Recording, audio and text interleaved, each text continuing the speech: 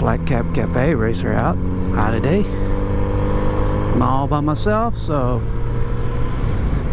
thought you might enjoy this ride.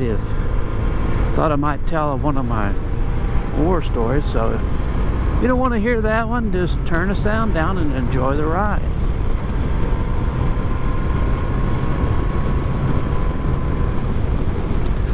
Back when I started my Air Force career, I made a video about how I got a really lucky break and didn't get court-martialed, and how that changed everything for me. Well, I don't think I've told you the tail end of my Air Force career, have I? I kind of went the other way on that one. I was a major at Davis-Monthan Air Force Base on the wing staff. The wing is just the big part of that base. That's the major part. In every base, wing commander was, in this case, was a general, and I worked for this general on different things. I did treaty compliance and quality things, and the general was really happy with how I was doing, and that was a good thing because I was a major and I was coming up. I'm going to be coming up on my promotion boards in a couple of years to lieutenant colonel, and I needed his recommendation and to go on forward in my military career. Everything was looking pretty good. I was doing it's a kind of a award for the wing competition, and I had to put a package together, and it had to be signed off by a lot of various different commanders across the wing, and I'd gotten them all signed, and it had to be turned in, and I'd gotten them all signed but by Friday afternoon. And it had to be turned in, I think it was like Sunday evening at 6 o'clock or something like that. And I had one guy that didn't turn it in. So I finally got a hold of him. He was the administrative officer in charge of the admin folks. Called it CBPO at the time. And he was a major also like me. In fact, same class. So I finally got a hold of him. I said, Ralph, I said, you need to get this signed. I need to turn it in. So I got him to come in on a Sunday. Finally got a hold of him to come in on a Sunday morning. Got him to sign it off, and I said, well, I got to turn it in to the general, the wing commander. And he may ask some questions for me, so I want you to come over with me. So I got a hold of the general, and he didn't sound real happy when I got a hold of him. And we met him over to his office in the wing staff, and he was fuming. His face was red. He was just really pissed off. So he said, why didn't you call me in on Sunday? I said, sir, I said, we got this award. He said, yeah, I know about the award. He says, I said, I need to get it. Well, why did you wait till now? I said, well, we like one signature. And by this time, old Ralph, he had sat down on there's a little bench right there next to the general's, close to the general's desk. And the general was still standing up.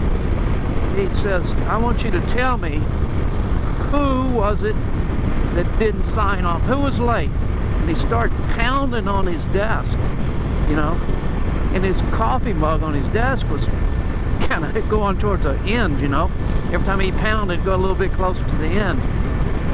And I looked over at old Ralph, and Ralph was looking at his shoes, He didn't look up. He was looking at his shoes. And I was waiting for Ralph to say, hey, that was my fault that we didn't get it in. But Ralph wasn't saying a damn thing. He was keeping his mouth shut because he was scared. He was real scared. And I have to admit, I was a little scared too.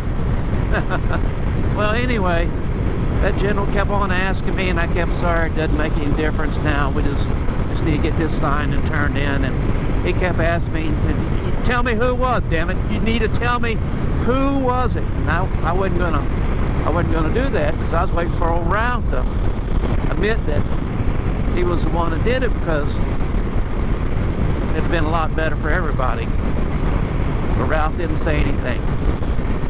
Finally, the general knew he wasn't going to get me to say, so he signed it, and we left. As I was walking out the door, I looked at Ralph and says, you know, I was waiting for you to tell him that you didn't do it.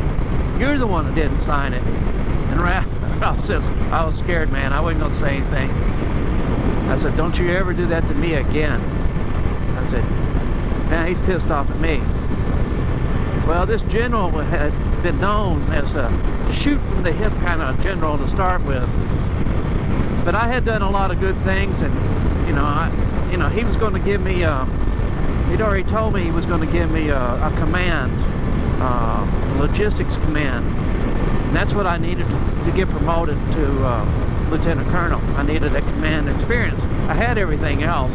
I was in good shape, but I did need that command experience since I wasn't a pilot. So he had promised me he's going to give me, before this incident, he promised me he's going to give me a logistics command. So I come back into the office on Monday. My boss, who was a civilian, but he was the equivalent to a one-star general. Since I came in, he says, what did you do? I go, well, and I told him the story. He says, well, you know, the general says, there's no way you're going to get that command. No way you're going to get that command. I said, well, if I don't get that command, I'm pretty much out of the Air Force, because they were doing what they call reduction in force at that time. They're trying to get rid of people, you know. And I was in one of the groups they were trying to get rid of. And without that command experience, they were going to get rid of me. I could hang around 2 more years, but I wasn't going to get promoted. And his successor wasn't going to promote me either if he changed out. And my boss, my civilian boss, said, well, why don't you go over and tell him the story? I said, he's already made up his mind he ain't going to give me a command, right? He said, yeah. I said, well, he probably not going to change his mind, is he? He said, no. I said, why do I want to go over there and rat this other guy out and end up causing him problems in his career when it ain't going to make a difference anyway? He says, well, you got a point, I guess. I said, well, I just going to take it, and what I'll do is I'll try to find a job outside the Air Force, because I'm only going to hang around another 2 years just to get booted out, you know. So I started looking, because I didn't, you know, my son, my wife, we'd been there about 5 or 6 years. My wife she'd already had she was a teaching job, and my son was getting settled in, you know. We'd been moving around all the time, and I didn't want to move again. So I decided I would just get out, take that early out they had offered. They had offered, because they were doing a reduction of forces, they had offered people who wanted to get out early. Like, I had 18 years. I could get out at 18 years and get my full retirement, just like I would be at 20. So I go, I think I'm going to do that, but I didn't have a job, you know. Well, I got lucky. Luck shined on me, I guess.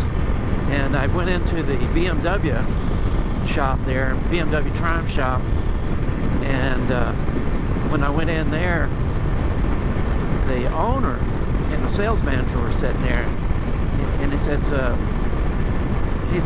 we'd like for you to come and be a sales manager for us, because I had told him that I was going to be getting out of the Air Force. And I said, why, really? Because the sales manager's right there. He said, well, he's going to go back to college and he's going to finish up his degree, and we're moving to a brand new building. We'd like for you to be the sales manager. So I thought about it for about 10 seconds and said, yeah, I'll do that.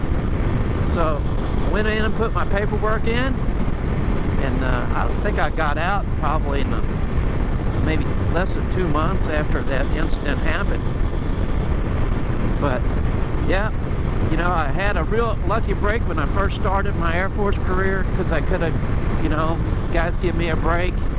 And the funny thing is that that Ralph guy that I gave the break to, I noticed he did get promoted later on to Lieutenant Colonel.